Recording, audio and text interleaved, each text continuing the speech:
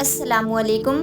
آج profit series میں ہم سلیمان علیہ السلام کا واقعہ سنیں گے۔ سلیمان علیہ السلام اللہ کے ایک ایسے نبی تھے جن کے جیسی بادشاہت کسی اور کی نہیں تھی۔ وہ صرف انسانوں کے ہی نہیں بلکہ جانوروں، پرندوں اور جنوں کے بھی بادشاہ تھے اور سب کی زبان کو سمجھ سکتے تھے۔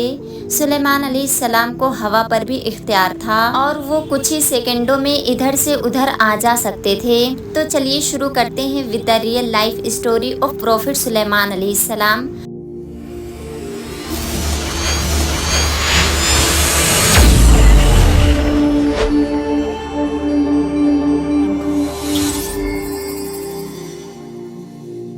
قرآن میں کئی جگہ اللہ نے سلیمان علیہ السلام کا ذکر کیا ہے۔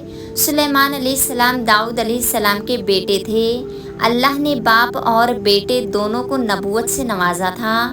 سلیمان علیہ السلام کو اللہ نے ایک ایسا بادشاہ بنایا کہ آج تک ساری دنیا میں ایسی بادشاہت اور کسی کے پاس نہیں، کیونکہ خود سلیمان علیہ السلام نے اللہ سے یہ دعا کی تھی۔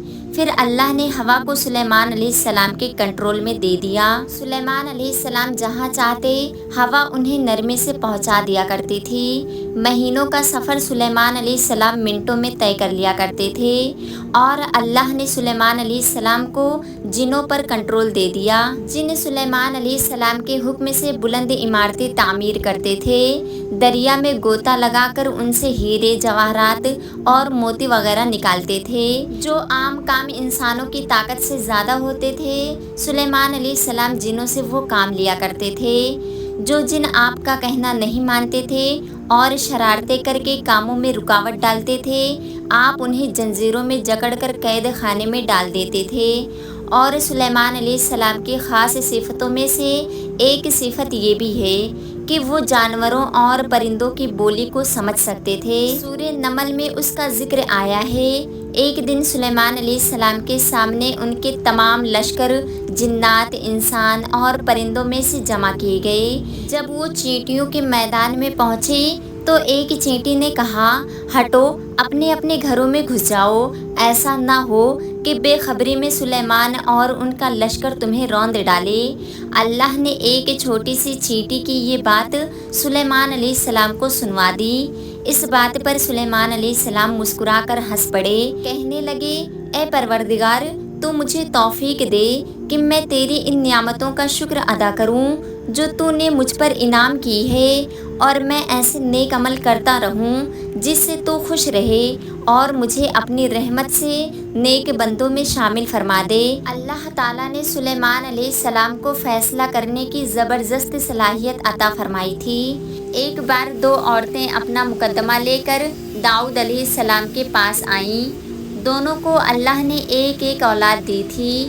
ایک بھیڑیے نے حملہ کر کے بڑی عمر والی کا بچہ کھا لیا۔ عورت چالاک تھی، اس نے چھوٹی عمر والی کا بچہ چھین کر کہنے لگی، یہ میرا بچہ ہے۔ داؤد علیہ السلام نے دیکھا بچہ بڑی عورت کے پاس ہے تو اس کے حق میں فیصلہ دے دیا۔ سلیمان علیہ السلام اجازت چاہتے ہوئے کہا، کیا میں اس مقدمے کا فیصلہ کر سکتا ہوں؟ داؤد علیہ السلام نے اجازت دے دی۔ پھر سلیمان علیہ السلام نے عورت سے کہا، بچہ مجھے دے دو۔ بچہ ہاتھ میں لے کر انہوں نے تلوار نکالی اور دونوں عورتوں سے فرمایا، میں اس کے دو ٹکڑے کر کے تم دونوں میں برابر تقسیم کر دیتا ہوں۔ یہ سن کر بڑی عورت بولی، ٹھیک ہے، جبکہ چھوٹی عورت ممتا کی وجہ سے چلا اٹھی، کہنے لگی، آپ اس بچے کو زندہ رہنے دیں اور اسی کو دے دیں۔ یہ سنتے ہی سلیمان علیہ السلام بول اٹھے، جسے اپنے بچے کے دو ٹکڑے دیکھنا برداشت نہ ہو سکا، بچہ اسی کا ہے۔ پھر بچہ اس کی اصل ماں کو دے دیا گیا۔ ایک دن سلیمان علیہ السلام سارے پرندوں کی خبر لے رہے تھے۔ جب انہوں نے دیکھا کہ ایک پرندہ ہدہد وہاں نہیں ہے تو انہوں نے فرمایا، کیا بات ہے کہ ہدہد نظر نہیں آ رہا ہے؟ کیا وہ واقعی غیر حاضر ہے؟ یقیناً اسے سخت سزا دوں گا اگر وہ میرے سامنے کوئی معقول وجہ بیان نہ کرے۔ تھوڑی ہی دیر میں ہدہد وہاں آ گیا اور بولا، میں ایک ایسی خبر لایا ہوں کہ آپ کو اس کی خبر بھی نہیں ہے۔ میں سبا کی طرف گیا اور میں نے دیکھا کہ ان کی بادشاہ ایک عورت ہے جسے ہر قسم کی چیز سے کچھ نہ کچھ دیا گیا ہے اور اس کا تخت بھی بڑا عظیم ہے۔ میں نے اسے اور اس کی قوم کو اللہ تعالیٰ کو چھوڑ کر سورج کو سجدہ کرتے ہوئے پایا ہے۔ شیطان نے انہیں سیدھے راستے سے ہٹا دیا ہے۔ ہدہد ایک ایسا پرندہ تھا جو سوکھی زمین میں پانی والے حصے کو پتہ لگا لیا کرتا تھا۔ سلیمان علیہ السلام کو بھی یہی ہدہد بتایا کرتا تھا کہ پانی کہاں ہے، پھر آپ جنات کے ذریعے سے وہاں سے پانی نکلواتے تھے۔ جب سلیمان علیہ السلام نے یہ اطلاع سنی تو وہ بہت حیران ہوئے۔ انہوں نے ہدہد سے کہا، ہم ابھی تمہاری بات کی تصدیق کر لیتے ہیں، میرے اس خط کو لے کر جاؤ اور انہیں دے دو، پھر ان کے پاس سے آنا اور دیکھنا کہ کیا وہ جواب دیتے ہیں۔ آپ نے ایک خط لکھ کر اسے دے دیا۔ ہدہد وہ خط لے کر خط ان کے سامنے گرا کر خود اڑ کر دیوار پار جا بیٹھا۔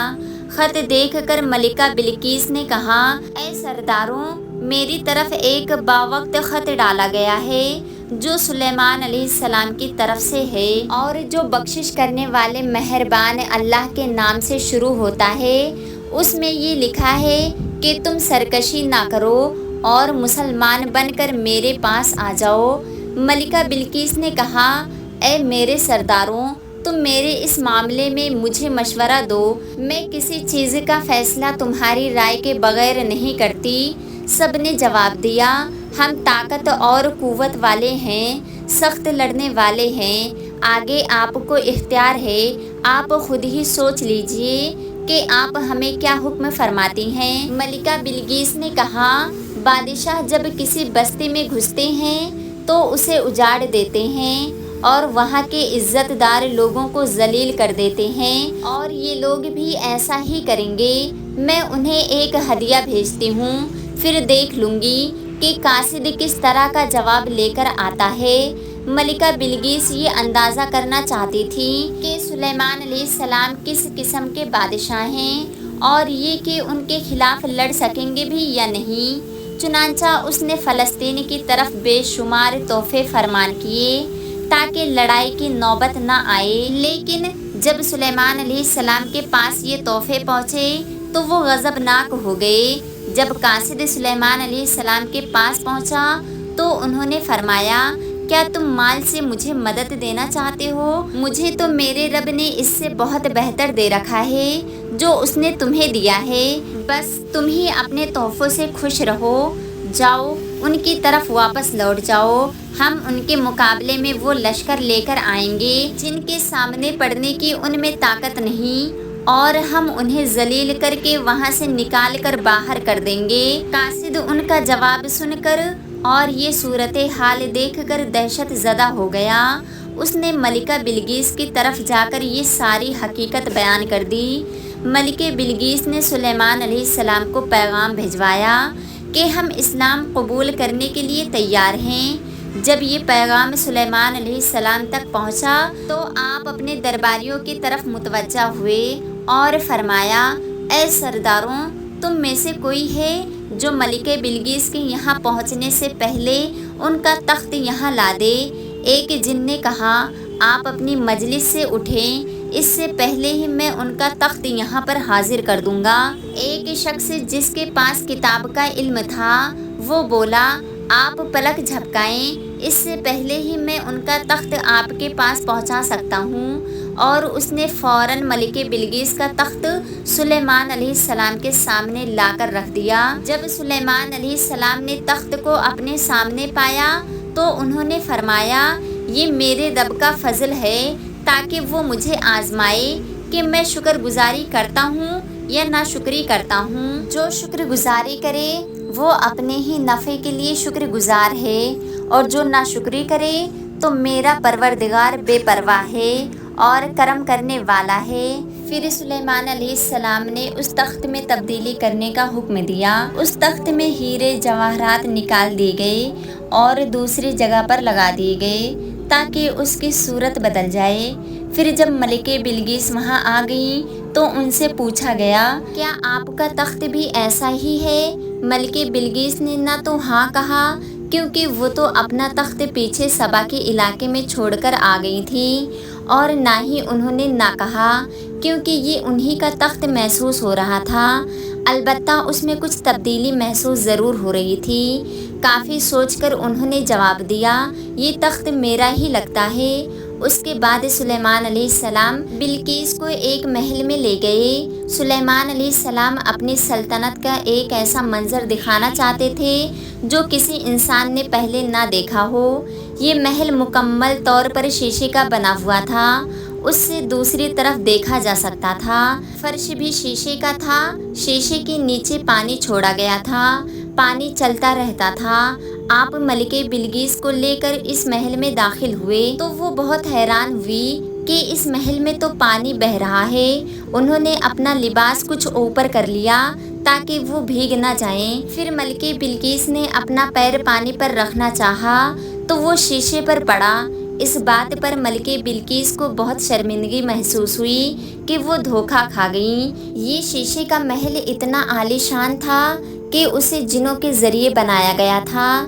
سلیمان علیہ السلام نے فرمایا، یہ ایسا محل ہے جن میں نیچے بھی شیشے جڑے ہوئے ہیں۔ سلیمان علیہ السلام صرف بادشاہ ہی نہیں ہیں بلکہ اللہ کے نبی بھی ہیں۔ سلیمان علیہ السلام نے ملکہ بلقیس کو اپنے معجزات اس لیے دکھائے تاکہ انہیں یقین ہو جائے کہ اگر دنیا کی سلطنت اتنی بہترین ہو سکتی ہے تو اللہ کیسا بادشاہ ہوگا۔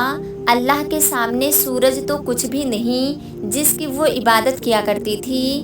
ملکہ بلقیس کہنے لگی، اے میرے پروردگار، میں نے اپنی جان پر ظلم کیا۔ ملکہ بلقیس کے ساتھ ساتھ ان کی پوری قوم ایمان لے آئی۔ سلیمان علیہ السلام کا سب سے بڑا کارنامہ یہ ہے کہ سلیمان علیہ السلام نے مسجد الاقصی کی تعمیر کروائی۔ اس کی پہلی تعمیر یعقوب علیہ السلام نے کروائی تھی، لیکن جب بخت نصر نے اپنا قبضہ جمع کر لیا تو اس نے مسجد الاقصی توڑ دی تھی۔ لیکن جب سلیمان علیہ السلام کو اللہ تعالیٰ نے بادشاہت عطا کی تو انہوں نے مسجد الاقصی کی تعمیر شروع کروا دی۔ اس کے ساتھ ساتھ انہوں نے ہیکل سلیمانی بھی تعمیر کروایا۔ یہود آج تک اس کو بیت المقدس سمجھتے ہیں۔ یہ ہیکل سلیمانی مسجد الاقصی کے بالکل قریب ہے۔ رسول اللہ صلی اللہ علیہ وسلم نے فرمایا کہ مسجد الحرم میں ایک نماز کا ثواب 1,00,000 نمازوں کے برابر ہے، اور مسجد الاقصی میں ایک نماز کا ثواب 500 نمازوں کے برابر ہے۔ رسول اللہ صلی اللہ علیہ وسلم نے فرمایا، جب سلیمان علیہ السلام نے بیت المقدس کو تعمیر کیا تو اللہ تعالیٰ سے 3 دعائیں مانگی۔ ان میں سے اللہ تعالیٰ نے 2 دعائیں قبول فرمائی اور ایک کے بارے میں ہم امید کرتے ہیں کہ وہ ہمیں ملے گی۔ سلیمان علیہ السلام نے پہلی دعا یہ مانگی تھی کہ اے اللہ، مجھے ایسی حکومت دے جو تیری حکومت کے موافق ہو، یعنی عدل و انصاف کی فراوانی ہو اور کسی پر ظلم نہ ہو۔ اللہ نے یہ دعا قبول فرمائی۔ سلیمان علیہ السلام نے دوسری دعا یہ مانگی کہ مجھے ایسا ملک عطا فرما جو میرے سوا کسی شخص کے لائق نہیں ہو۔ اللہ تعالیٰ نے یہ دعا بھی قبول فرمائی، اور انہوں نے تیسری دعا یہ مانگی کہ جو شخص بھی گھر سے نکلے اور وہ مسجد الاقصی میں نماز پڑھنے کا ارادہ رکھتا ہو تو وہ اپنے گناہوں سے اس طرح نکل جائے جس طرح پیدائش کے دن تھا۔ اس تیسری دعا کے متعلق رسول اللہ صلی اللہ علیہ وسلم نے فرمایا کہ امید ہے یہ دعا اللہ نے ہماری امت کے لیے رکھ لی ہو۔ اللہ تعالیٰ نے سلیمان علیہ السلام کو بہترین بادشاہت اور بے شمار طاقت عطا فرمائی تھی، لیکن اس کے باوجود وہ تھے تو انسان ہی۔ موت ہر انسان کو آ کر رہتی ہے۔ انسان جتنی بھی قدرت حاصل کر لے، جتنی بھی عظمت حاصل کر لے، لیکن موت سے نہیں بچ سکتا۔ اللہ تعالیٰ نے چاہا کہ سلیمان علیہ السلام کی موت سے بھی لوگوں کو عبرت حاصل ہو۔ سلیمان علیہ السلام کے دور میں لوگ جنات کے فتنے میں مبتلا تھے، کالا جادو عام تھا، لوگ سوچتے تھے کہ جنات غیب کا علم رکھتے ہیں۔ اللہ نے چاہا کہ لوگوں کو سلیمان علیہ السلام کی موت کے ذریعے بتائیں کہ جنات کو علم غیب نہیں ہے۔ ایک دن سلیمان علیہ السلام نے جناتوں کو سختی سے کام پر لگایا اور وہ آپ کے سامنے کام کرنے لگ گئے۔ آپ ان کی نگرانی کرتے رہتے۔ جناتوں کے دلوں میں سلیمان علیہ السلام کا بہت خوف تھا، کیونکہ سستی کرنے پر آپ انہیں سخت سزا دیتے تھے۔ آپ کھڑے ہو کر ان کی نگرانی کر رہے تھے۔ اس وقت سلیمان علیہ السلام کی عمر 150 سال تھی۔ جنات بیت المقدس کی تعمیر میں مصروف تھے۔ ایسے میں آپ نے اپنا عصا پکڑا اور اس پر اپنا ہتھیلیاں ٹکا دی، پھر ہتھیلیوں پر اپنا سر رکھ دیا۔ اس طرح ان کی نگرانی کرتے رہے اور اسی حالت میں اللہ تعالیٰ نے آپ کی روح قبض کر لی۔ سلیمان علیہ السلام کی آنکھیں کھلی رہ گئی۔ ادھر جن مسلسل کام کرتے رہے، وہ یہی خیال کر رہے تھے کہ سلیمان علیہ السلام زندہ ہیں اور انہیں دیکھ رہے ہیں۔ سلیمان علیہ السلام کا خلیفہ آیا تو وہ جان گیا کہ آپ انتقال کر گئے ہیں، لیکن اس نے بھی جنات پر یہ بات ظاہر نہیں کی۔ اس طرح 2 سال گزر گئے۔ جنات اس قدر سخت نگرانی پر حیران تھے۔ وہ دیکھ رہے تھے کہ 2 سال سے سلیمان علیہ السلام نے حرکت نہیں کی، پلک تک نہیں جھپکائی۔ پھر سلیمان علیہ السلام کے عصا پر دیمک لگ گئی۔ وہ اندر ہی اندر اس لکڑی کو کھوکھلا کر رہی تھی۔ آخر وہ لاٹھی ٹوٹ گئی۔ سلیمان علیہ السلام زمین پر گر گئے۔ اس وقت جنات کو پتہ چلا کہ ان کی وفات ہوئے تو عرصہ گزر گیا ہے۔ تب سلیمان علیہ السلام کی ساری قوم کو پتہ چل گیا کہ جنات کو غیب کا علم نہیں ہے، بلکہ جنات تو انسانوں سے کم عقل رکھتے ہیں۔ جب سلیمان علیہ السلام گر پڑے تو اسی وقت جنات جان گئے کہ اگر وہ غیب کا علم رکھتے تو اس عذاب میں مبتلا نہ ہوتے۔ اس طرح اللہ نے لوگوں کو سمجھایا کہ جنات بھی اللہ کی مخلوق ہیں اور اللہ سے اوپر نہیں ہو سکتے، اور اسی کے ساتھ سلیمان علیہ السلام کا قصہ اپنے اختتام کو پہنچا۔ سلیمان علیہ السلام کی زندگی سے ہمیں یہ سبق ملتا ہے کہ اللہ کے سوا اور کوئی عبادت کے لائق نہیں۔ جو کوئی بھی اللہ کے سوا کسی اور کی عبادت کرے گا وہ صرف اور صرف ذلیل و خوار ہوگا۔ ہمیں یہ بھی سیکھ ملتی ہے کہ ہمیں ہر وقت اللہ کا شکر ادا کرتے رہنا چاہیے اور دل کھول کر اللہ سے دعائیں مانگنی چاہیے۔ سلیمان علیہ السلام نے اللہ سے ایک ایسی بادشاہت مانگی جو کسی کے پاس نہ ہو، اور اللہ نے یہ دعا قبول کر لی۔ ممکن اور ناممکن ہمارے دماغ کی حدود ہے، اللہ کے لیے سب ممکن ہے، اس لیے اللہ سے خوب دعائیں مانگا کریں۔ تو یہ تھا سلیمان علیہ السلام کا بہترین واقعہ۔